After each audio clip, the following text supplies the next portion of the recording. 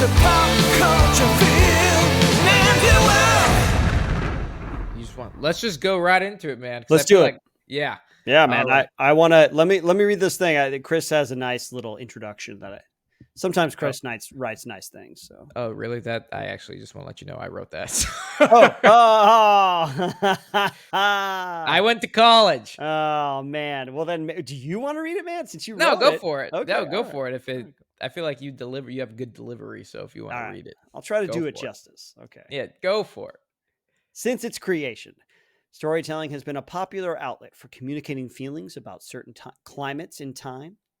Movies, TV, books, art have all been used to portray emotions in a linear trajectory. But we are here to talk about specifically military movies. In our propaganda episode, we talked about how Hollywood was a powerful tool used to sway public opinion. More recently, we have seen a shift in the message military movies communicate. This episode, we're going to take a look at just how military movies have changed over time. So the purposes and use and the point of military movies and what they're meant to communicate. This is an interesting topic, man. And I actually don't know how this discussion is going to go because, it's like you say, cinema, entertainment, storytellers can sway public opinion. They can sway perceptions of things. There's the truth of something, which I believe is very hard to find. If you want to know the truth about an event or a person or a time in history, you got to do a lot of work. And most of us don't, myself included. Yeah. But you can tell little bits and pieces of something, or you can actually just use something like the backdrop of a particular war to tell your own story. And the war is just really there to enhance whatever personal story or whatever personal message or political or social message, emotional, religious message you want to tell. So war movies are no different. No movie escapes somebody trying to tell you something.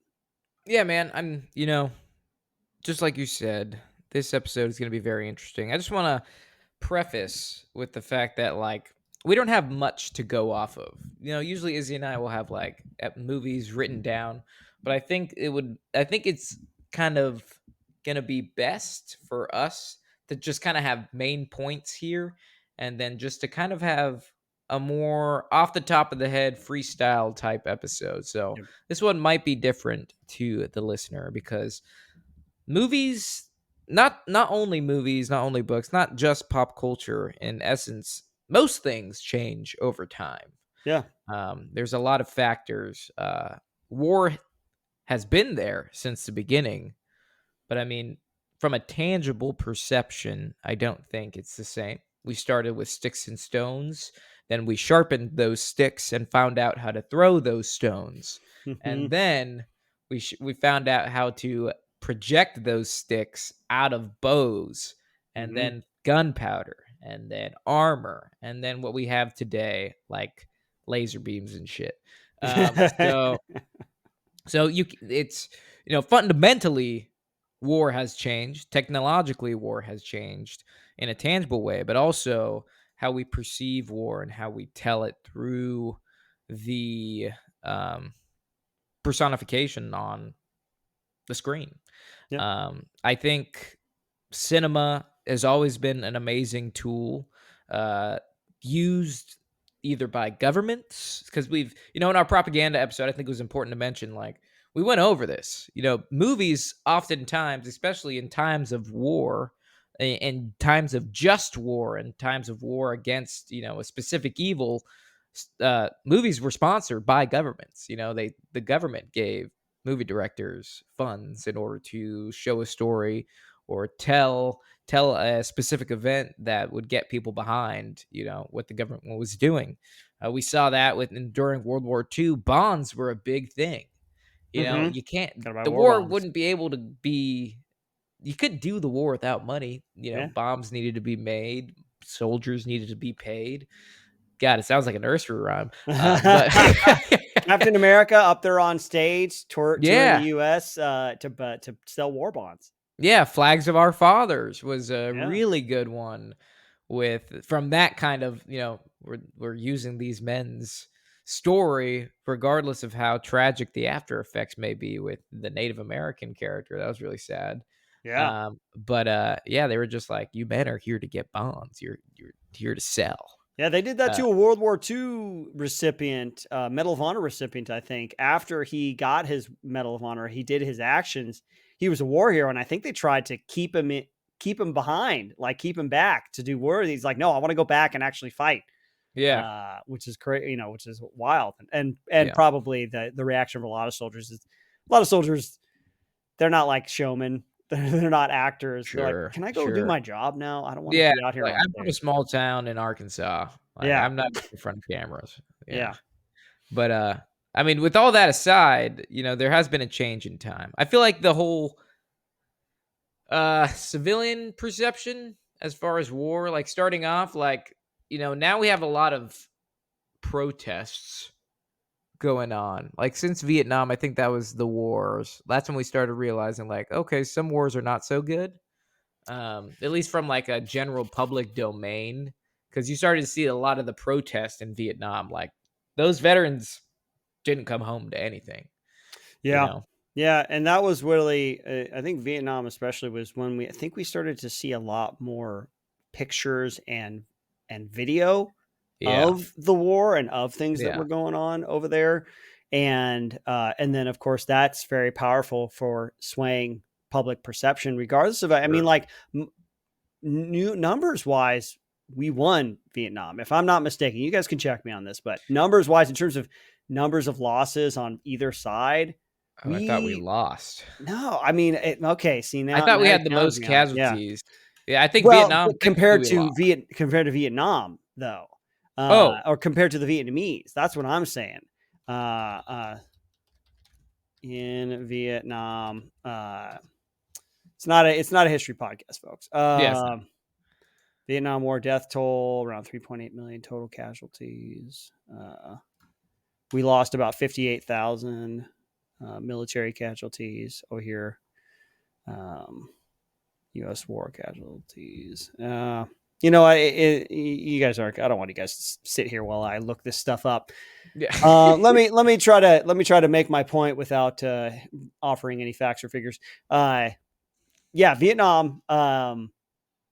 In Vietnam, regardless of what happened in Vietnam, public perception of Vietnam has always been generally negative, and that's I think Yeah. why a lot of soldiers had that negative reception back to the States, because people were projecting their negative views of Vietnam in general and their political views onto these soldiers, when the soldiers were just told to go out, fight, and they had a Yeah. hard time and they lost their buddies, and then they come home and they're being spit on or whatever and being Yeah. shunned.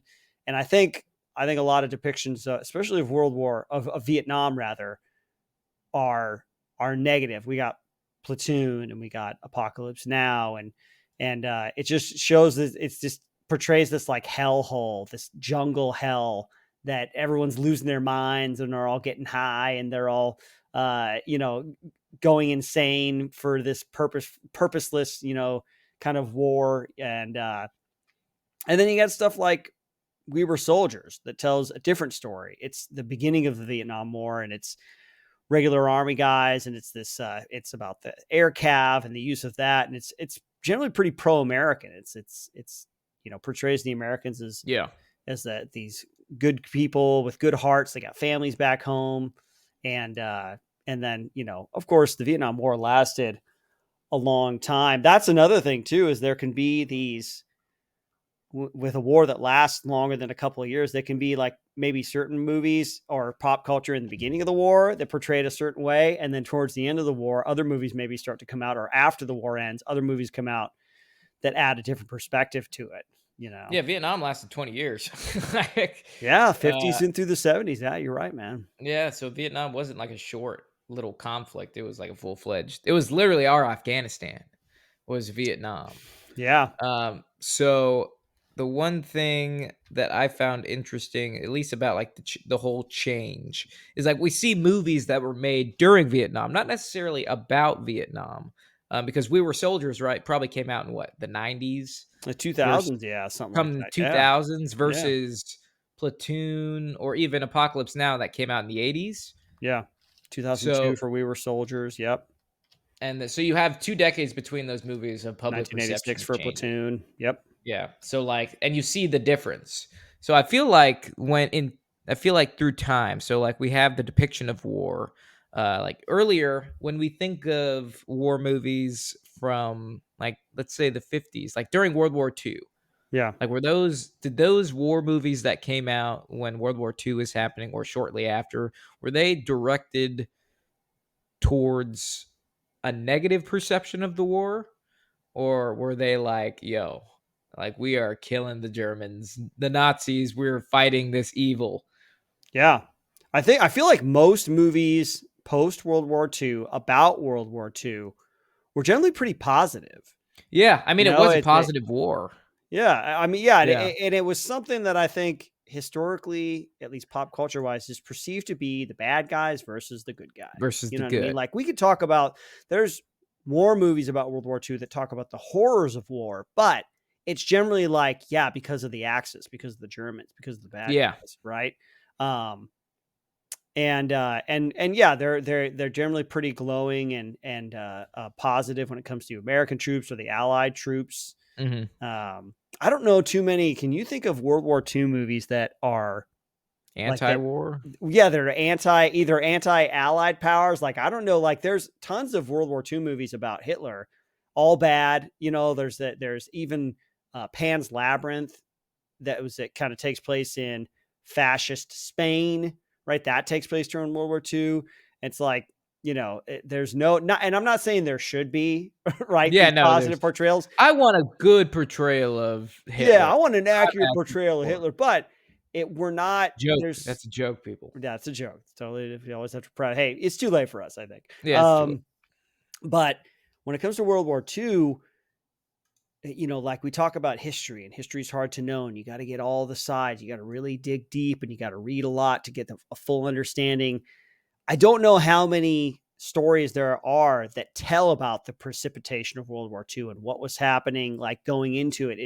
I guess Darkest Hour is about Winston Churchill during like a couple of weeks during that time of his tenure and them deciding to go to war and them being bombed and stuff. But there's not like this kind of overall, unless you want to see like documentary style, but it was like World War II is like bad guys, Germany, Axis powers, Japan, good guys, America, Russia at the time. And Yeah.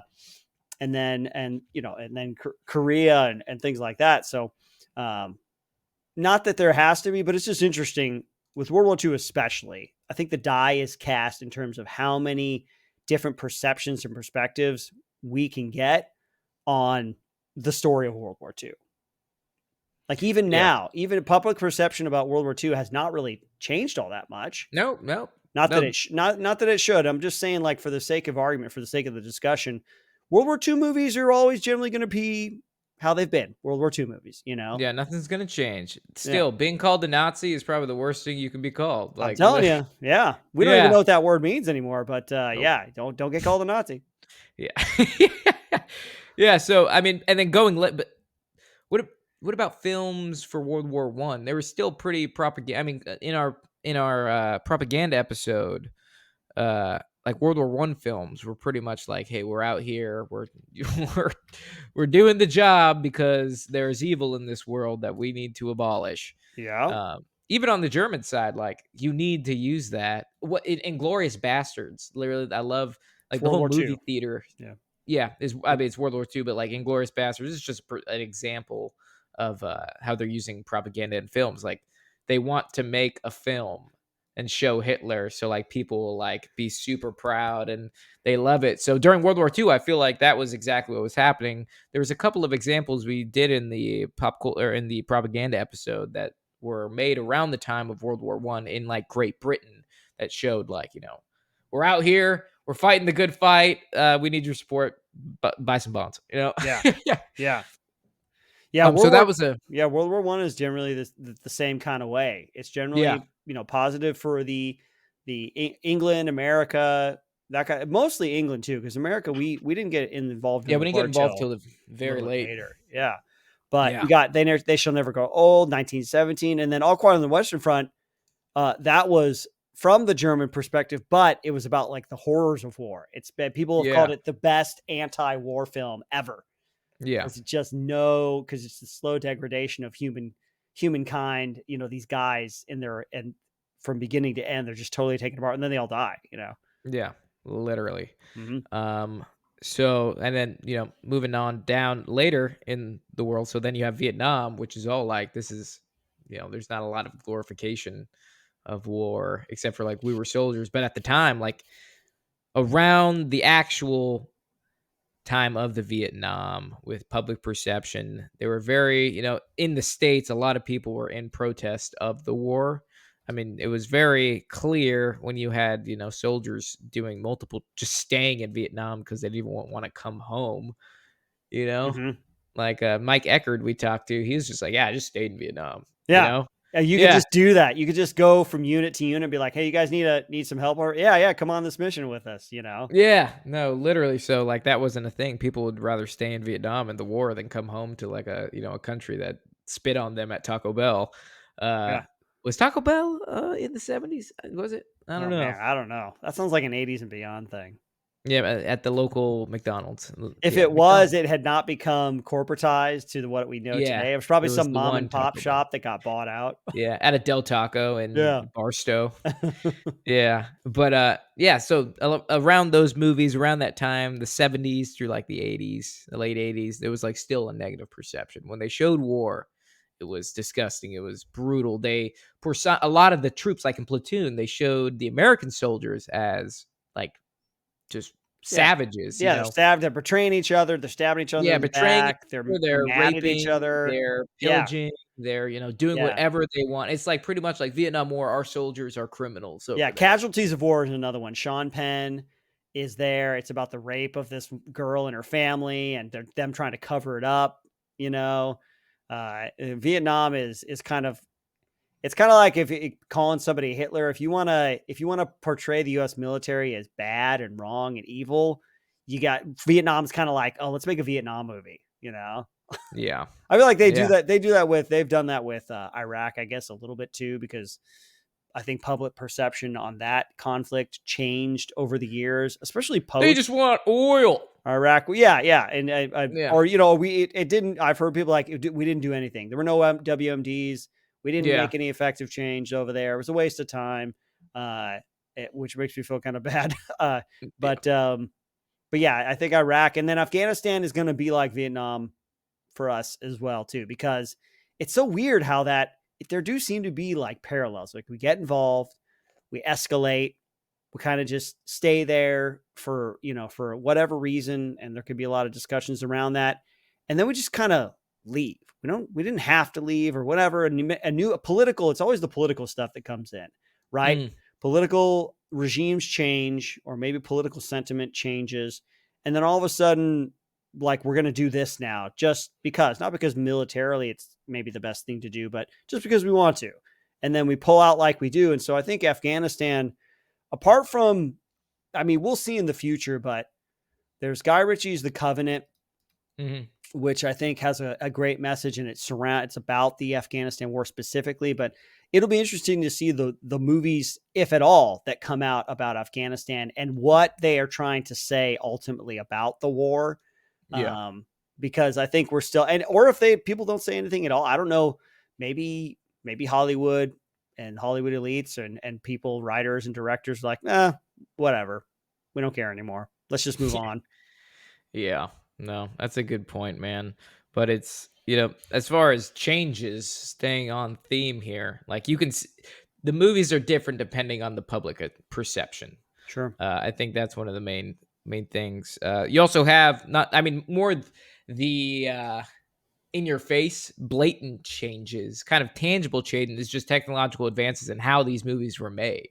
Sure. We go from black and white, we go from dudes literally wearing potato sack masks to make them look Chinese in Korean War movies, like yeah. to, all practical effects, to being able to do CGI, to get an even government sponsored or at least military like sponsored effort to donate vehicles and make things super accurate. Just the way movies are made now. That's a big change in itself. Yeah. The military has had a greater and greater hand in war film making, I think, because there's we talked about a little bit with propaganda is the U.S. like the Department of Defense is very interested in how it is perceived in the public eye, and Yeah, so it's a they will recruiting have campaign. they will have either great restrictions or great freedoms given to certain directors like Michael Bay, for Yeah. example, that if hey you're going to talk nice about us, we will give you full access to our weaponry and our we'll give you pilots and planes and ships and tanks and whatever you want for your because we know that you're going to make a film that paints us in a positive light. Uh, and so I think that has gotten more and more to be the case as time has gone on, and it's with technological advancements and being able to tell stories in a more technologically advanced way. That only I think is to the Department of Defense's credit that they give cooperation, to certain filmmakers. Yeah. No, I mean it's all recruiting for them. The more you can make the military look cool, the more fancy stuff you can show, the more toys you can show, the more it's going to positively impact their recruiting numbers. People like uh, Top Gun. When Top Gun came out, the Top Gun Maverick, it Right. was like we saw a spike in Navy recruitment, because people were like, "Oh, that's cool." They're like, "I want to do that job. That's super cool." Mm-hmm. What do you mean we sing Great Balls at Fire at the local bar? You talking to me? Like that's cool, man. So yeah, I mean, I think it's a no-brainer for military to want to kind of partner with Hollywood, just because it makes things so much better. It makes things better for everybody. It makes a better movie, and then it also portrays a better message. But are you a fan of practical effects versus CGI? What do you prefer? What's your kind of take on that? uh, CGI, like practical effects, is another tool in the tool belt of a filmmaker. I think we rely on it too much these days. Computer generated effects. If you can't tell that they're there, I think that's pretty awesome. You watch something like Mad Max Fury Road. There's stuff that obviously is CGI, but then there's other stuff like when they're driving through the mountains or whatever, that those mountains aren't even there. Oh Right? They're wow, just driving through in a straight line, or they're not even moving and you can't tell. So CGI, I'm more for practical effects because I think in most cases, if they're the human eye can tell there's that uncanny valley where you can perceive maybe on an unconscious level that it's something's not right. uh-huh. So I love practical effects, and I'm very much against the kind of push of Hollywood for not using real weapons with blanks on sets anymore ever since the whole Rust thing happened. Oh Now, yeah, that is to say, not to say like Guy Ritchie's The Covenant, just to use an example. I think they only used airsoft weapons on that one, wow, and then they CGI'd in yeah, uh, like the muzzle the muzzle flashes. flash. Yeah, exactly. And so, I mean, that's like you say, if you can use it well, then then I think it's all right. But I don't think that there's anything wrong with using real weapons on set. You just got to be safe about it. We have had Yeah, very few incidents, and then one big high profile incident happens. And I think it's just because most people in Hollywood are anti-gun anyway. That they sure. use it as a big push to be like, "Oh, we can't see how bad guns are. We got to take them off." Yeah. Do you know who really shocked me that was came out as like anti-gun and then like has used guns in so many movies? I was really shocked by that. Dave Batista. Oh, really? I was super upset. I was a big Dave Batista fan, and then I think he did like a tweet where he's like, "If you have an AR-15, you're a fucking idiot" or something like that. Ah, And it's hmm, like, "Oh man, I really liked you, and like all your movies, you use guns and everything." So it's right. like, why do you take those roles then if you think that's the case? Yeah, yeah. Yeah, I mean, yeah, it's any number of rationalizations and excuses that people have. Gun freedom, gun rights for me, but not for thee, kind of yeah, thing. It's like Dave Bautista's going to he'll hire gladly some bodyguards that have weapons on them to protect himself, but the average citizen, they shouldn't have them. And it doesn't help the conversation too if we're talking about that kind of stuff to just fire out a tweet like that calling other people yeah. idiots. Like, you want to have a conversation about it, let's have a conversation about it, but don't it's not helpful to the overall atmosphere of Yeah. of that. I mean, that's another change over time. We talk about a public perception on violence, right? Yeah. You know, Violence in movies and yeah, violent video games yeah. create mass shooters. Honestly, man, I actually, maybe I can't even say that there has been a change, because movies are just as violent today as I would say movies are more violent today than they used to be. We have better technology to portray the violence. You look at movies like Extraction or The Covenant, or any other number of war films that are out there, or even just violent action films. We love our violence. I don't think we'll ever stop making violent films, action films, because it's just, people just like it too much. It's just too much in our nature to fight Yeah. and then to be fascinated by violence and gore and and weapons. I think that's why people, Dave Bautista and all Hollywood actors, they're never gonna have a problem with using a weapon in a movie, because they know that they love their violence, they love their guns, Yeah. and regardless of whatever the political situation is. I think the day we stop having action movies, we really need to start worrying, because something weird has shifted in Something society. weird has shifted. Yeah. Yeah. Yeah. Well, it's one of those changes, Yeah. Yeah. Changes. I What think do with the Go ahead. ooh, what were you gonna? No, you go ahead. I Nope. feel like Nope. I've been no. I've totally Okay. forgot. No, I'm sitting over here. Okay. Well, I mean, with those, I mean, kind of on the same theme as far as like character driven. We live in a time, consider it a good or a bad thing. We live in a time where like inclusiveness is like a more ideal theme in its storytelling. Back in the day, there are no movies with women leads.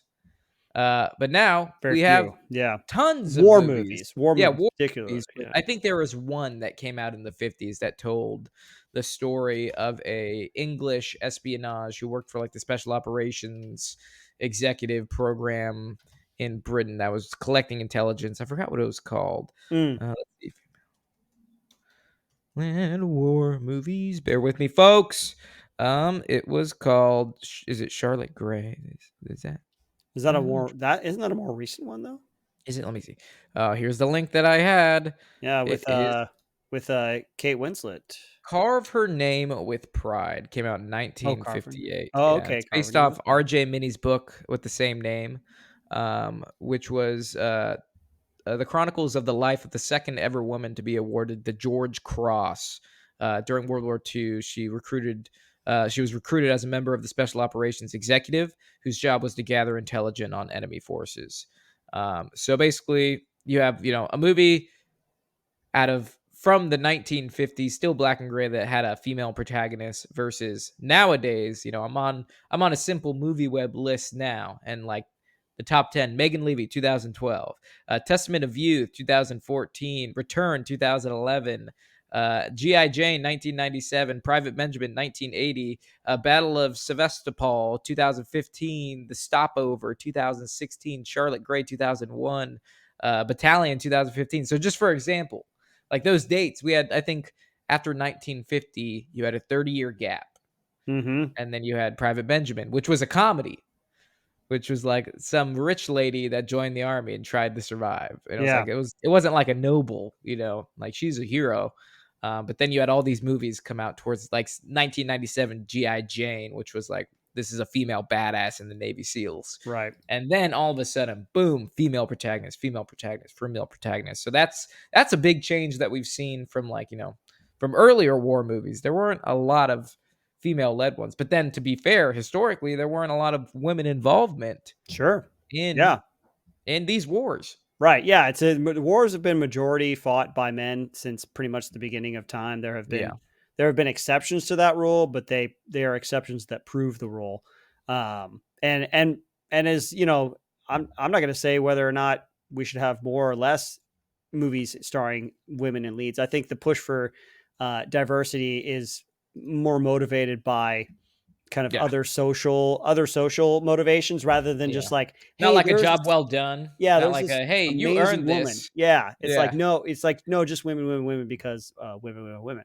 But I think some of them have been really kind of fun. I've really appreciated Zero Dark 30.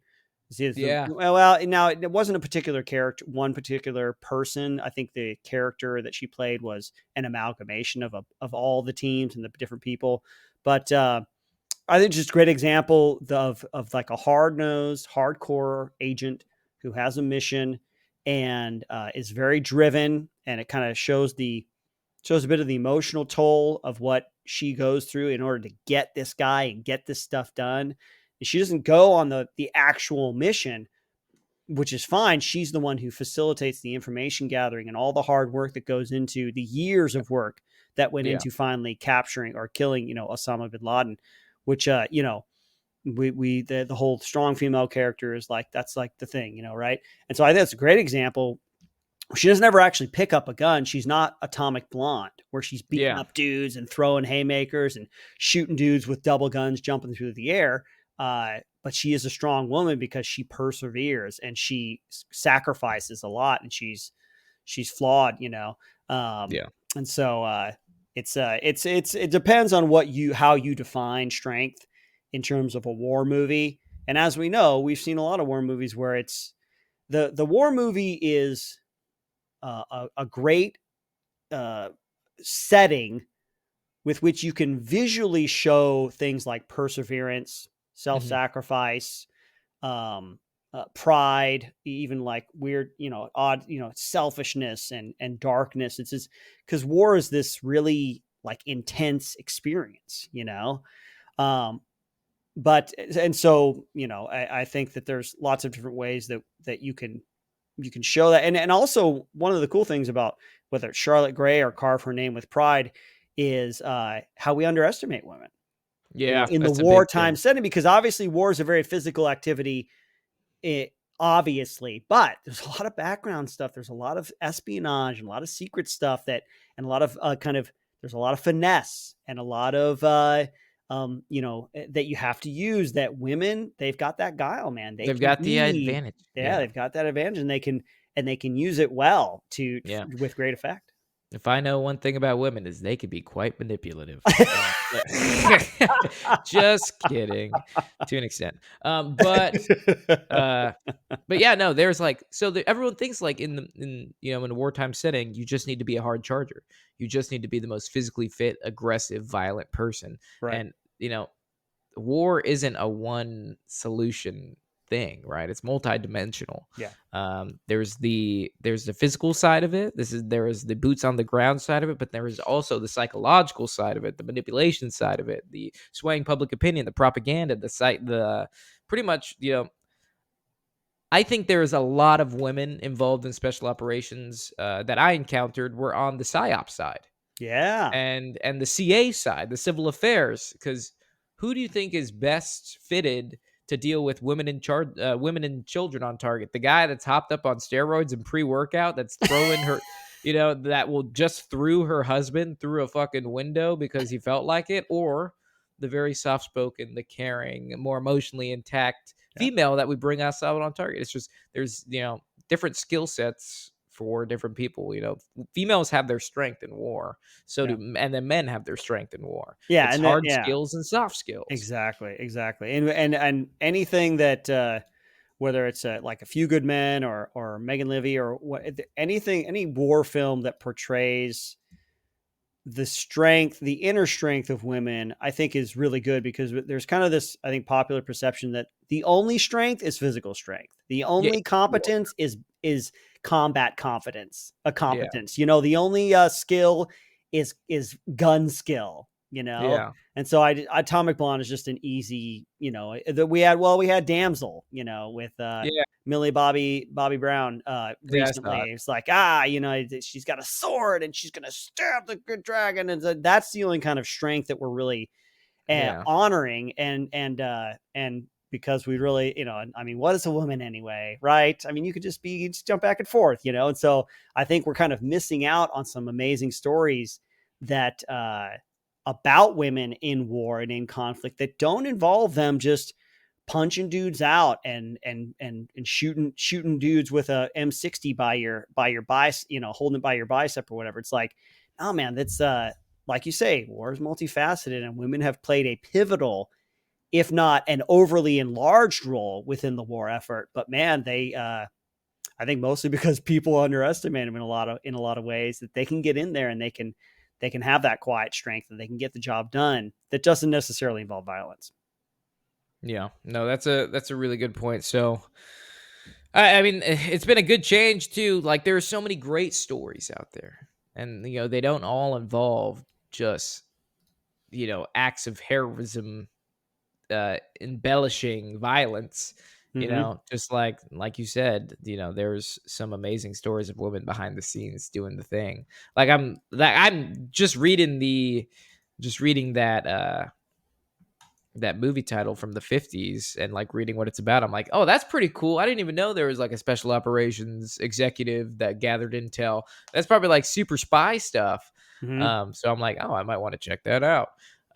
Yeah, so that's a big change that we've seen now more popularly in modern times, but obviously that's due to the political push. Sometimes good, sometimes sometimes Ghostbusters. But that's all I'll leave at that. Sometimes She-Hulk, it's Yeah, She-Hulk. Yeah. I mean, Yeah. yeah, it depends on what your goal is, and also just talking about like ethnic diversity, right? They talk Yeah. representation in Representation. films. The war film is, I mean, it depends on what the story you want to tell. That's my standard, right? If you're Sure. going to tell a story about a unit in Russia during World War II fighting against the Nazis, where you're not going to have a lot of black people in it. You know what I mean? Yeah. Unless that's the point, in which case you got to find a way to like shoehorn them in. But then again, Sure. you can also go the other way. We had, what was it, Battlefield?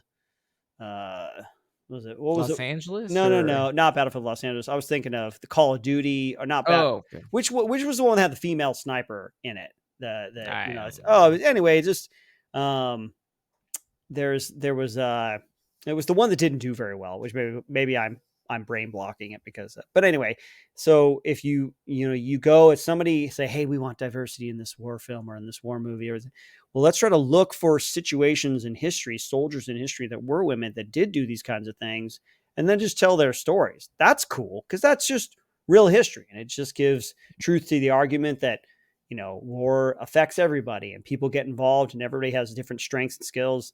Remember we had our buddy on the sniper guy. He was like, yeah, women are great snipers. They're actually better snipers than men. I'm like, oh, wow, that's kind of interesting. I didn't know that. Yeah. But anyway, in terms of like ethnic diversity, it's just like we got to shoehorn people in there somehow, when historically that's war is usually like a historical endeavor too. You're trying to tell a story about a specific thing. It's like, well, do we want to give weight to the truth of the story? You want to tell what actually happened, or do we want to fulfill some kind of like current kind of Yeah. No, culturally that's a ascendant big narrative? You thing. know what I mean? Yeah, I mean, that's one of those changes that's not necessarily a net positive. I feel like it affects the storytelling in a big, big way. Like, for example, the Buffalo Rangers, Korean War. Buffalo Rangers. They were an all black ranger company that was undersupplied and fought tooth and nail through the winters of Korea. A Yeah. very famous ranger company. Yeah. I think they were, was there Echo Company, Golf Company, Delta Company Hmm. in Korea? Because in Korea, the ranger companies were all set up. I think it was like Alpha through Hotel or something. But they were all black, and that would have been an amazing. I think that's overdue for Yeah, a a movie, 'cause movie or that's a an amazing. miniseries or something like that. Yeah, so that's like, Yeah. it's factual. That's what Yeah. actually happened. Just like that's why Glory is one of the best, Yeah. is the best Civil War movie, one of the best, war movies of all time. Just because it shows a true story, Yeah. involving that. You mentioned Damsel, and I was watching it, and I'm like, I didn't know there were any African American peoples in medieval times in like Europe. And it's literally her mom or her caretaker is like the adopted whatever, the daughter, right? It's like her mother is, I Yeah, don't know. Angela Bassett. Yeah. Yeah, I was like, what is she doing here? You know? It's a That's true fantasy. It's just that Yeah. genetics has no bearing on this magical Yeah. fantasy land that we're Yeah, in. no, it's something with her skin palettes. It's like the plasma within it. She scans really easily. But that it was like when you like throw some EID stuff in that, like, and when you pepper it in that way, it takes away from the storytelling. I think it throws the audience off. Right, Either right. they're not focused on the story anymore, and depending on the person, they're so focused on, like, placement and historical authenticity or something like that. Whether they're like, oh my god, there's an Asian man in not 1300s Europe before they were even knew of their existence. Oh, that's so great. Or they're like, why is that Asian guy in 1300s Europe? Yeah. It's like throws the audience off from the actual story. I don't know if that's like a tool they're doing it because their writing is so poor that they're like, hey, maybe if we throw just a zinger distraction in here, they won't realize that we just royally shit the bed on this writing. Right, right. Which usually But does not happen, yeah, fortunately. Yeah. yeah. So But I mean, when I guess one more thing I'll say about this is if you want to see, I mean, if your goal is to see us come together somehow, and look past our differences and unite as one, which doesn't seem to be a lot of filmmakers' point. yeah, But if that is your goal, history's got tons of stories where we came yeah, together despite our differences. Man, we talked about glory. We've talked about, uh, all there's just chock full of them. You know what I mean? Like yeah, even World War II, when we had like anti Japanese like laws, and we had internment camps. There were still Japanese people that volunteered for the military and went out and fought for America because they're like, yeah, listen, this is all wrong, but I believe in the promise of America. And even though my family is in an internment camp or whatever, and I'm going to go out and fight for America because I believe in what it can be. Man, there's so many good stories about that, yeah. and the ugliness and the imperfection of the American tapestry. Mhm. In war films, I think that's one of the good purposes that war films can do is to talk about overcoming our differences despite these very strong, powerful, even important differences. We overcome them to conflict with a common enemy, that kind of thing, for the promise Mm. of what American be. It's good, man. There's always been a ton of diversity in the military.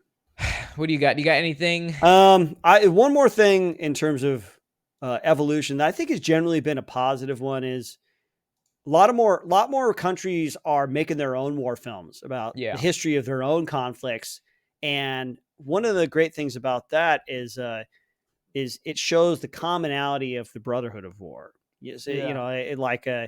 Whether it's Malaysia or France or Russia or whatever, um, making a movie about a conflict way back in the day, and it's like, man, that soldiers never change, guys never change, people never change, and there's still that bond that's created when you're going through a hard time together, you're going through a war type situation.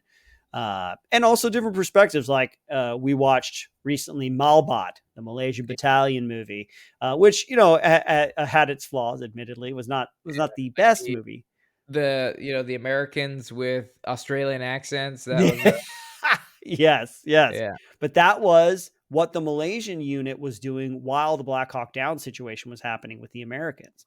So they yeah. offered this other perspective and this fuller perspective on this one conflict Mm. that I thought, oh, that's really cool, and the more other countries tell their stories, I think that pop culture is out there for people to explore and maybe get a better perspective or a wider perspective on whatever war or conflict we're talking about. Yeah, no, that's an excellent point. I think the global perspective. When we watched Malbot, even though it wasn't like the greatest movie ever invented, it's like, dude, I mean, from a guy that has that's looked into Somalia and knew that, like, 10th Mountain Division and and the Pakistanis and the Malaysians were there, just they didn't have their story to be told. To see a movie that finally represented them, it just expands that. It makes that event more. It just adds to the value of Operation Gothic Serpent. But that's just one small example. There's when we're doing the Korean, whenever we go over the Korean War, most of the movies we talk about the Korean War are from the perspective of the Koreans. Yeah, yeah, So, like, even I've seen movies on World War II about the Japanese soldiers. There's that The Last Samurai or The Last Ronin. about the Mhm. guy who lived in the jungle when the war was over, and he's like, "Nope, war's not over," and like the Americans are like, "Please, the war's over." It's Yeah. from his perspective, and it just adds more depth. I think it adds more human emotion. I think it's really easy to get sucked up into a perception that like the enemy's the enemy, and it's like, oh, but we're all human. Right. So it's, I think it makes it a little bit more, uh, what's the word? Like involved with makes it a little bit Adds more, context, adds yeah, perspective. exactly. Yeah. Okay. Thank you for Yeah. filling in my brain with good words. But yeah, it adds context. It just adds more emotion. It makes an event not seem as if it's just written down on a piece of paper for us to read later. Yeah. So I think, yeah, I think global perspective is a good thing. It's just, and I think that's really because the access to technology, the ability to make these movies in countries that might not be able to. So that's another thing. But I'm intrigued to see. We have all these changes that we see from. When the invention of movies to when they started making war movies to what we have now here in 2024. I'm excited to see, or I'm more intrigued to see how the changes, if there's going to be any more changes, or what those changes will look like in the future. Like, I think one thing we talk about all the time is like, okay, well, how World War II is that war. It happened over 50 years ago. I think we're coming up on 70 years, close to 70 years Yeah. since World War II. I think 75. This will be the 76th. No, it's Uh, longer than that. Longer than 78. that. Yeah, we're probably maybe more 80 years we're looking at Yeah, here. we're getting close to 80 years because I think the year I got out was the 75th anniversary. So that was 2018. So adding 6 years, so 81 years. Yeah. So we're like coming 81 years since World War II, and we're still making movies about that thing. Yeah. Like, what's going to be our World War II? Is it like, Wonder. is Afghanistan going to be our World War II? Or I'm intrigued to see Yeah. how that will happen and what changes will look like during that. Yeah. But yeah, I think, change is a good thing, but change can also be a bad thing. It really depends on what you're changing and how you're changing it. Yeah. Either way you slice it, change is inevitable. Right. Yeah, no, you Just can't. like just like we're gonna change to the game, Cameron. How do you Oh, like look at that? you. Way to leave it on that one. Change is inevitable. It is. And by the way, folks, if you like all this stuff, I just want to give a quick shout out to our YouTube channel. If you're watching this, thank you for supporting. If you're listening to this, head over to the Pop Culture Field Manual YouTube, and we got some more great content. We got some game reviews, which is what Cameron and I are originally known for from the Gameology days. We got the game recons, and we got the debrief coming out on Fridays with Cameron, giving you his perspective on some recent military news. Always insightful and always strong opinions on that one. And so, yeah, tons of great content, folks. You can also check out my horror gaming channel, the Iz Files. Type that in on YouTube. And yeah, also lots of great stuff. Check out our Patreon, subscribe. We got fuller episodes, extra episodes, and then a live stream this week or this month. We're gonna do Con Air. So if you can sign up real quick. Yes. Yeah, or maybe this is coming out afterwards and you totally missed it. I'm wrong for Oh, doing that. yeah. But, But we're doing another. If it is, we're doing another awesome movie. Probably a legendary movie you won't want to miss. That's right. That's right. But now we're moving into the game, as we often do, traditionally do. We got a game. This one's for you, Cameron. I will be Okay. the game master. And Sure. in a seismic shift from what we normally do, this game has not even a little bit related to the episode topic. It's called Animals in Combat. Okay. All I right. I like animals in combat. I'm going to give you the name of a cuddly, cute little animal, and you tell me if it's from a movie, real life, or both. Oh. Yeah. Okay. You ready? We got like I'm 5 ready. of these, I think 5 or 6 of these. So let's get this first one. Sergeant Stubby was a dog and the unofficial mascot of the. Oh, shoot. Maybe I don't know if I should say that. Okay. I guess maybe I just give you the name and then you tell me and then I tell you the info. Because I got a bunch of great information, but maybe I shouldn't talk about what it is. So You probably shouldn't. But I will say Sergeant Stubby, I think, was the mascot, the official mascot of a British. Was it a British troop, or was the official mascot of a Marine Corps um, landing troop? But I think he was a real animal and he was in a real world. real war. I think it was like World War II time, but you tell me if I'm wrong. I could be thinking of someone else. You are half right. He was a real world dog, and then also subject of a movie. So he was a dog and the unofficial mascot of the 102nd Infantry Regiment. This is World War I, and assigned to the 26th Yankee Division. He served for 18 months and participated in 17 battles and 4 offensives on the Western Front. Stubby is also the subject of a 2018 animated film, Sergeant Stubby, an American Hero. Wow, that's awesome, dude. What a legend. Legendary Sergeant Stubby. All right, next one. Botat. Botat. Botat. Botat. All you got to say is real, movie, or both. I'm just going to say movie. That is correct. It is the elephant from Operation Dumbo Drop. The elephants in the real story's names are lost to time. So that was the movie version. I don't know what the real. I gotcha. But, yeah, in the movie, that was his name. All right, next one. Wojciech. Wojciech. Why does this one sound really familiar? Wojciech. I'm gonna say both. Ooh, you're half right. He is a real bear. Boy, yeah, Russian bear. Yeah, Russian bear was a Syrian-born brown bear bought as a young cub in the mountains of Iran by Polish Second Corps soldiers who had been evacuated from the Soviet Union in order to provide for his rations and transportation. He was eventually enlisted officially as a soldier in the rank of private and was subsequently promoted to corporal. Corporal Wojciech. What a great mascot, man. I know. Be like, all right, what's your mascot? Oh, we got a cat. What's your mascot? Oh, we got like a dog. What's your mascot? We got a bear. We have bear in our. We have bear. Wojciech. Come wrestle with me and have a cigarette. Yeah. He likes cigarettes, apparently. Oh, that's awesome. Good for a smoking bear. Smokey the bear. Yeah, nice. Okay. All right, next one. Sergeant Reckless. Sergeant Reckless. I'm just going to... Oh, Sergeant Reckless. Sounds reckless. For some reason, I believe this to be like a small dog. You know how like dogs have like really small dogs have a lot of attitude? Yeah, right. Yeah. So I'm just going to say this was Sergeant Reckless. I'm just going to say both. And say it's a small yapper dog, like a weenie dog or like a chihuahua or something. Well, you're wrong about what animal it was, but it doesn't matter. Oh. You're also wrong about it being in a movie. It was a real war horse who held the official rank in the United States military, was a mare of Mongolian horse breeding.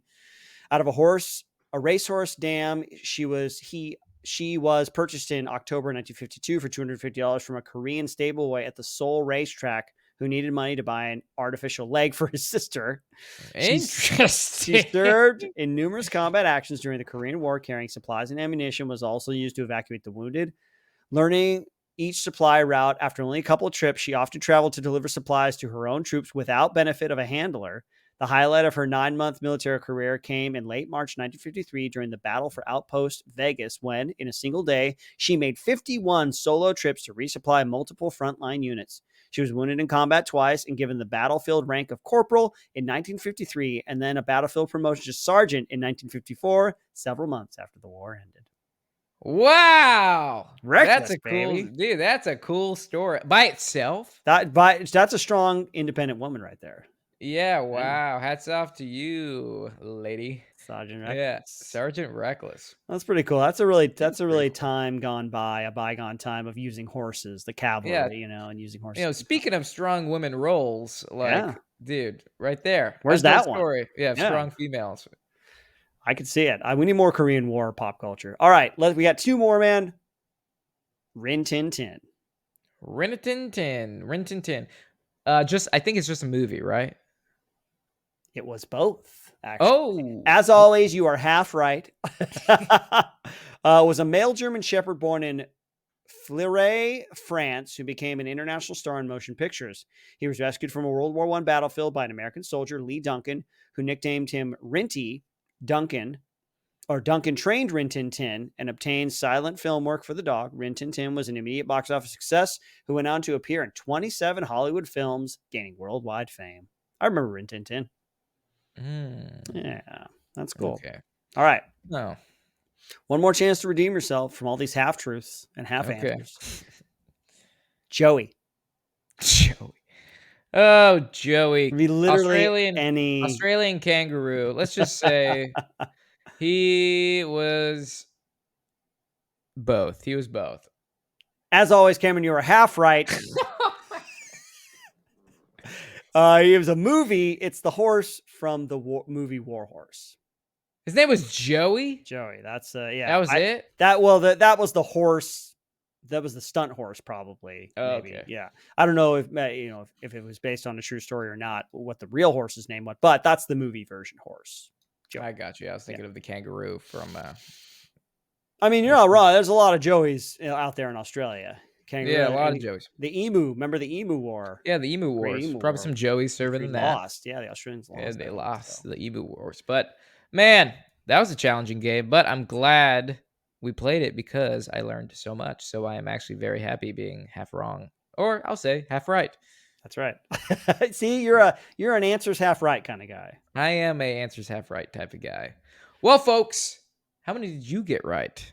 Let us know by sending us an email to pcfmpodcast@gmail.com. We always love receiving emails from you. It makes our days, and it also has a chance of being featured on the episode. So ask us questions if you want to know anything from Izzy's underwear color to some of our greatest aspirations in life. Send us an email at pcfmpodcast@gmail.com. Check out our Patreon, check out our merchandise, check out our YouTube, and check us ending the episode. Izzy? Cue music.